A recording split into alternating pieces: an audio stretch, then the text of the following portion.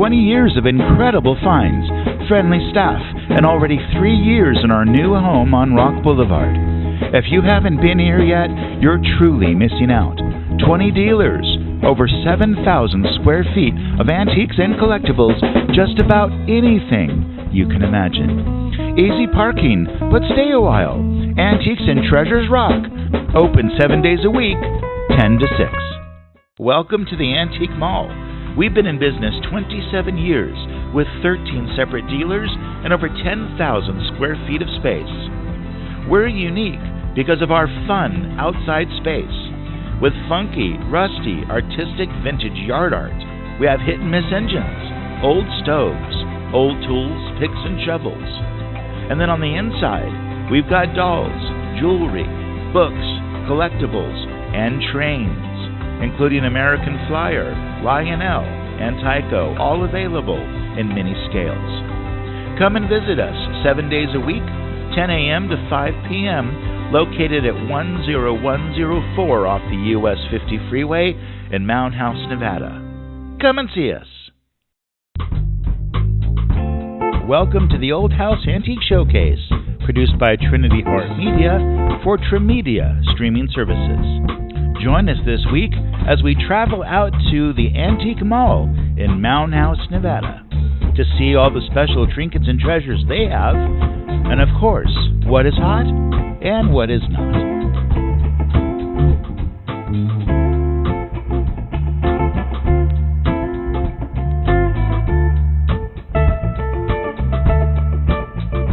Hi, I'm Ruth. Welcome to the Antique Mall in Mound House. It's located at 10104 Highway 50 East.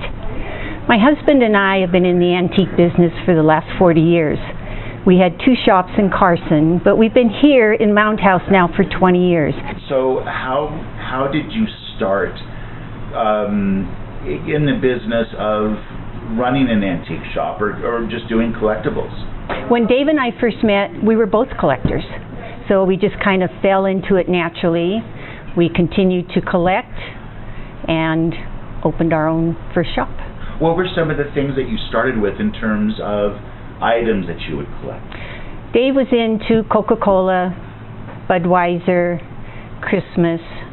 I was into dolls, children's sewing machines, and some glassware. What kind of dolls? Just a variety, most of them from the 50s, from where I was raised, before the Barbie doll. Before. Did it ever include Barbie dolls? No. No. I was very fond of the Jenny dolls, Madame Alexander. They were like young little girls. Now, are you anti-Barbie? Not at all. Not at all anti. I also like the holiday Barbies, is what I collected. I never got into the Barbies that everybody played with in my time, but I still preferred the Jenny dolls. Okay.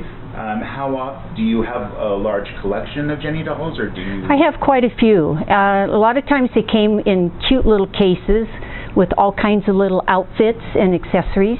So I'm seeing a doll on your desk there. Is this an example of a Jenny doll? It is. This is a Madame Alexander, and they all have their own little dresses and their little hats, and they would come with shoes and changes of clothes, and then a little case that they came in.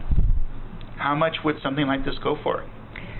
I would say back in the 50s when I was first collecting them, they weren't overly expensive, but they got expensive the more you added to them. The more they were accessorized? Yes. So with the one that's in front of us, how much is that one going for? In today's world? Mm-hmm. $35. Okay, that's not too bad. And I imagine I could probably have bought her in the 50s under $10. Okay. Madame Alexander put out quite a few different dolls, different styles, porcelain, and today they're very collectible. Okay, so I'm noticing behind you what look like a lot of Steins.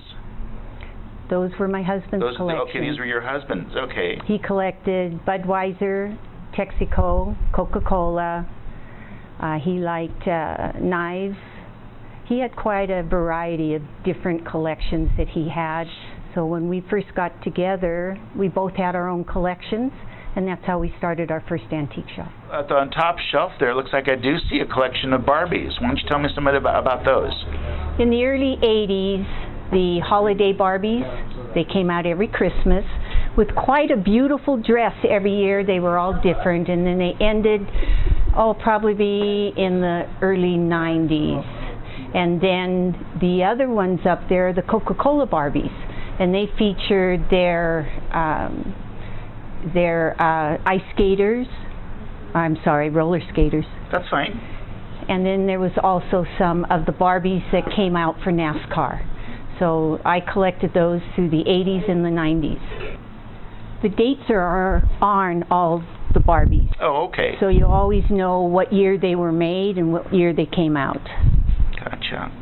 The holiday Barbies came out and they were about $30. When they first came out? When they first came out. And then they went up as years went by, but they probably topped out at about $40 a year on the holiday ones. Okay. So even this many decades later, are they still in that same $40 range? Oh, okay. They're collectible now, especially if they come with the box and have never been played with. They go up considerably, probably about 3 times what they were bought for. Okay, well that makes sense. So I know I've always felt like in terms coming from a collector's standpoint, Barbies were always kind of a hot item. I guess it would depend on which era the Barbie was, if it was a special edition Barbie for something, and especially if it was in its original package. The special editions didn't really start coming out until the 80s. Okay. Before that, it was the regular Barbies. They did have different themes, but the real expensive ones would be the very first ones that were made and in the condition that they're in. Okay. Well, I do understand that this was a booth that you and your husband shared for quite some time, and I think it sounds like he had a lot of the information about a lot of the other stuff that's in your booth. Mm-hmm. But it's an interesting collection. There's some neat pink depression glass, and looks like some old-style collector bottles and lanterns. Some neat stuff in Ruth's Country Store. The children's sewing machines was one of the things I collected more than anything, which I will be bringing in. They're the European and the American Singer sewing machine, and even the little Singer sewing machines came with complete cases with all the accessories where you could actually sew with them. So what we have in front of you there, that's an example of one of the sewing machines. Yes. But this one isn't actually functioning, is it? Yes, it is. Oh, it is. Okay. And this is an example of, this was a European one? Yes. Goodness, it's awfully small. How much does that go for? $90. Okay.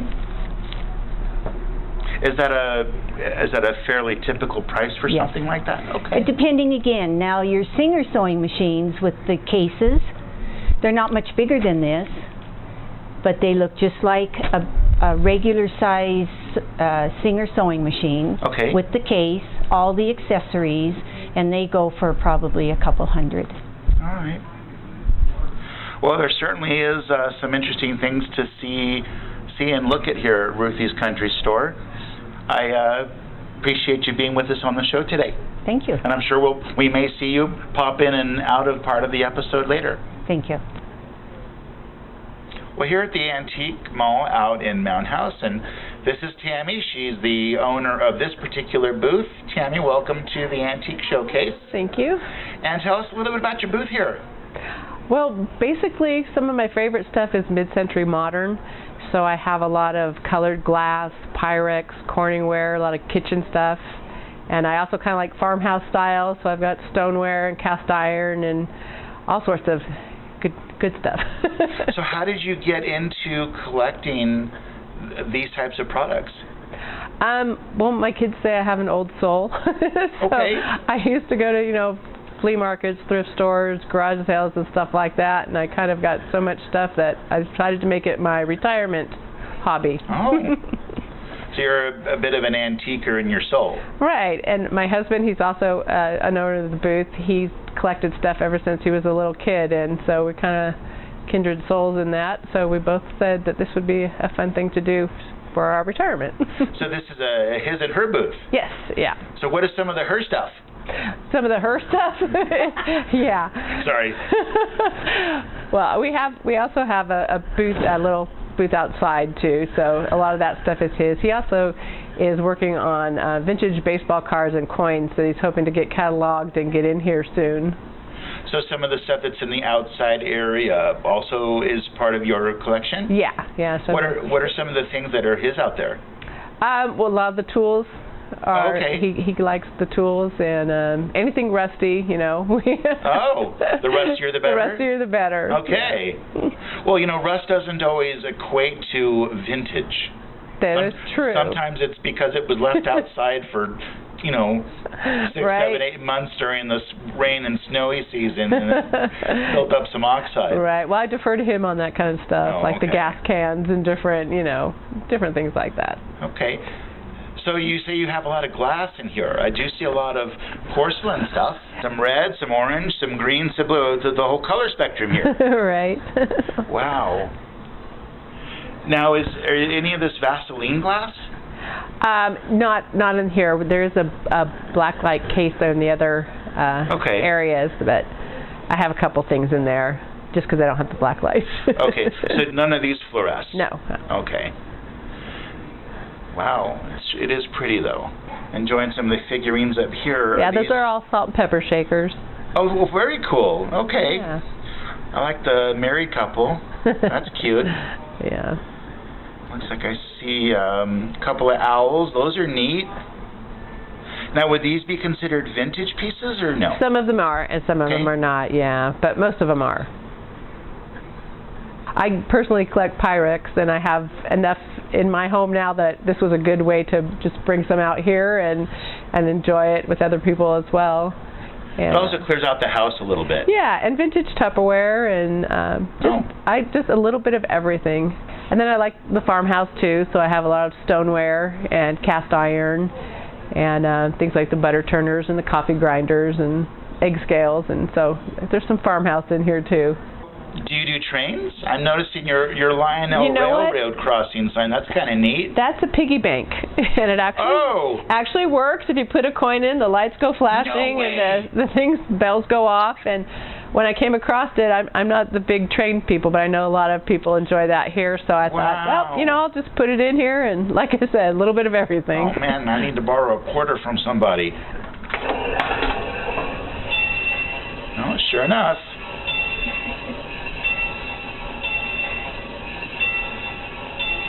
I guess a nickel's worth of railroad crossing.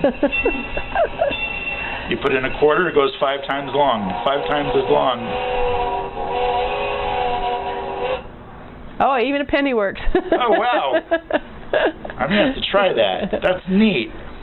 Okay. Anything else you want to tell us about, or is that pretty much what you got? That pretty much covers it, other than the husband going to be doing vintage baseball cards and coins soon, so I'm looking forward to that, and, just a little bit of something for everybody. Now that'll be in part of the booth here? Yeah, it'll be in the case there. We'll rearrange some stuff, but... Get rid of some of the salt and pepper shakers? Well, yeah. Some of the glass, maybe? Yeah. Okay. Well, I certainly appreciate you telling us a little bit about your booth. Thank you. Appreciate your time. Oh, no worries. We love always coming across interesting things and interesting people. Yeah, and it is. And the customers and the people that come in here, they're so fun to talk to, and I learned so much from everybody, and it's just been a really fun hobby, a really good retirement project. So. That is neat. Well, it's fun when you can make money with one of your passions. That's true. That's true. And I can't keep it all. No. You can't take everything with you. Nope. You're going to run out of space. I'm pretty much there. There's a very fine line between collector and hoarder. Yeah, that's my understanding as well. I'm going to deny that I'm a hoarder till the day I die. There you go. I mean, no matter what my garage looks like. Yeah, then it's my kid's problem. Yeah. Okay. Well, Tammy, thanks for being on the show with us today. Appreciate it. All right. Thanks.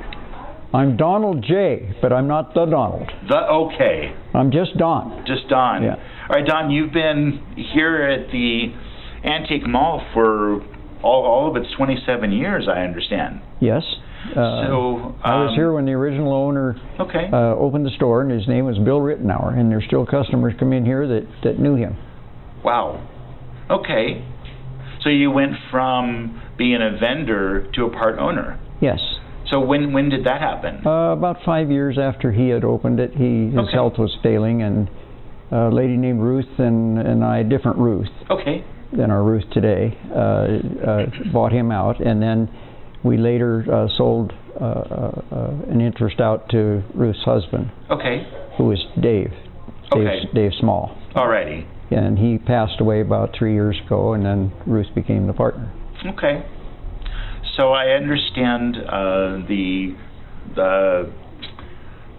general consensus is you're kind of the train expert. Yeah, I like to do tin plate, any kind of toys, tin plate lithograph, and toy trains, mainly specialized in Lionel. But we do have HO, Tyco, and some full-scale brass, and then we've got American Flyer and Marks. Okay. But mainly Lionel. And I try to keep about 1,000 pieces in here all the time. I have a somewhat endless supply. Okay. From a huge collection. In Lionel, I only specialize in what they call post-war. It's a certain era of Lionel. Pre-war is pre-war, World War II, and post-war is 46 through 69. And in 1970, Lionel went broke. Oh. And there were no trains produced for a year. And then it reopened as Lionel MPC. And none of the collectors could ever figure out what MPC stood for. It's owned by General Mills. And it was called Lionel MPC. Now, they own National Plastics Corporation.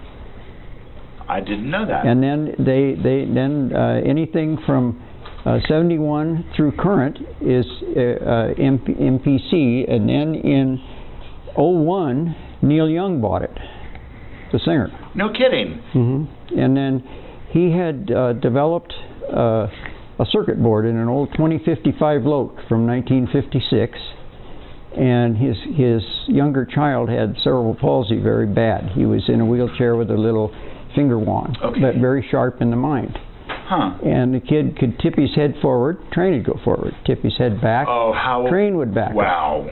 And he tried to sell this invention to Lionel, and they laughed at him. Are you serious? Yeah, and he bought Lionel, and now it's way far sophisticated to what he developed, and it's in every Lionel engine made today. And Neil Young created that? Yes.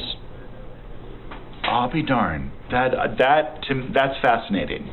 That is absolutely. I didn't know that about Neil Young. When he's at he's a TCA member, and I'm one of two that sponsored him into TCA.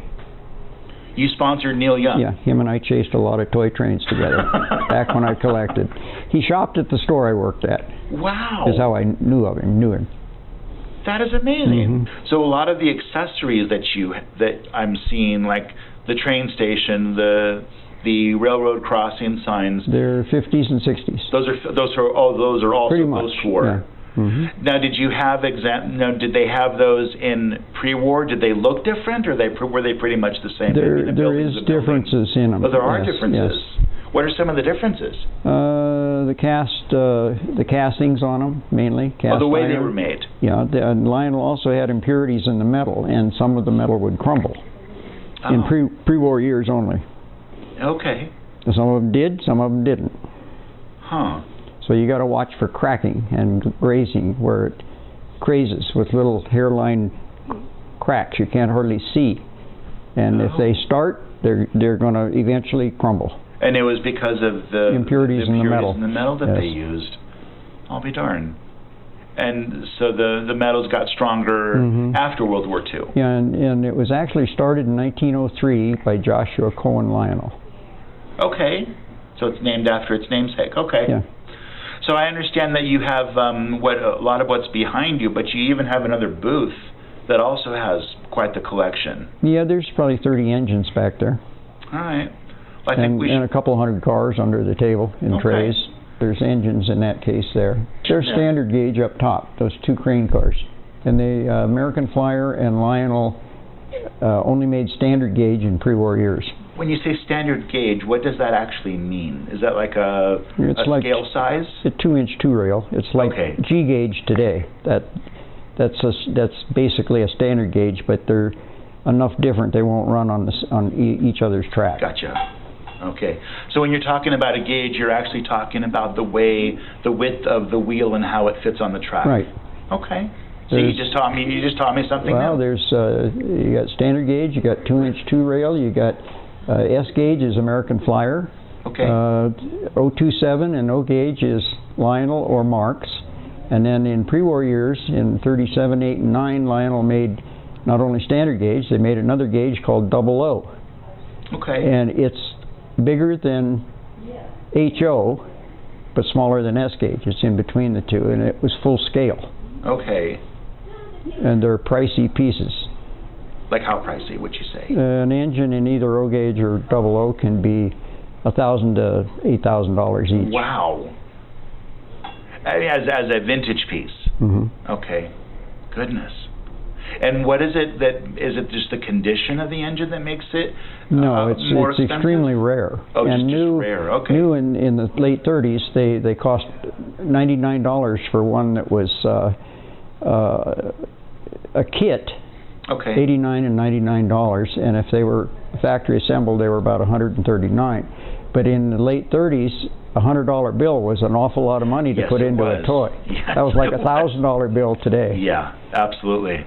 Then another little tidbit to look for is the lighter weight stuff is termed 027 in Lionel, and it will have a 4-digit number on the engine. Okay. And the bigger stuff, O gauge, is heavier weight, heavier duty, big stuff, bigger, and it will have a 3-digit number on a steam engine. Okay. And that signifies O gauge and 027, but only a collector would know that. Right. And then the two bigger engines are either a Hudson, like a New York Hudson, and they have 6 driver wheels. Okay. And the one with 8 driver wheels that's somewhat bigger is a Berkshire. Okay. Wow. And what kind of price do you get for those guys? They can be 100. Depends on shape too. If they're like new in the box, they're 40% more than if they're well played with. Okay. But still run, and they're anywhere from like 100 to say $500-600. Okay, so they still carry some pretty. And brand new, this new stuff that's out, they're 700 to 2,500, brand new. Wow. New Lionel. And that's with all of this automatic stuff and sync sound and very sophisticated. Okay. You can even sound command them. Well, they will respond. Tell them to go forward or stop or reverse. So voice command. Oh yeah. Mm-hmm. Yeah. I guess I shouldn't be too surprised with the way technology is going. You talk to anything and it turns over for you or turns on for you or whatever. So, all right. Well, you're kind of a walking encyclopedia for model trains. I appreciate the information. It was nice talking to you, Don, and I appreciate you being on the Antique Showcase. All right. Well, I'm glad to be here. I'm looking forward to see it on TV. Well, we've run out of time on this episode of Antique Showcase, but join us next time when we come back to the Antique Mall to visit with more of the vendors out at Mound House. See you then. The Antique Showcase was brought to you by our great sponsors. If you enjoyed this episode of the Antique Showcase, you can see it again in other past episodes on Tremedia and Tremedia Plus anytime with their video on demand. We'll see you again next week on the Antique Showcase.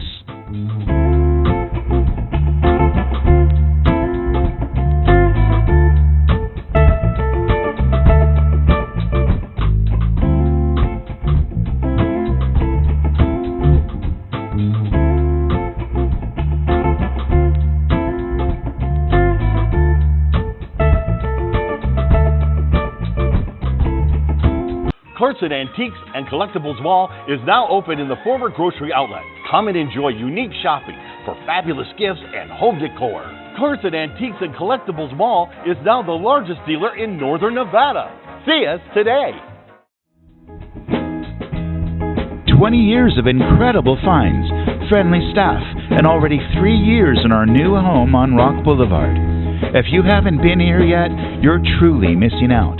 20 dealers, over 7,000 square feet of antiques and collectibles, just about anything you can imagine. Easy parking, but stay a while. Antiques and Treasures Rock.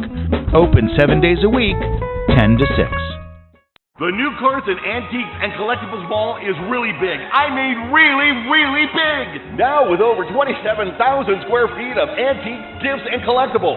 Carson Antiques and Collectibles Mall is really, really big!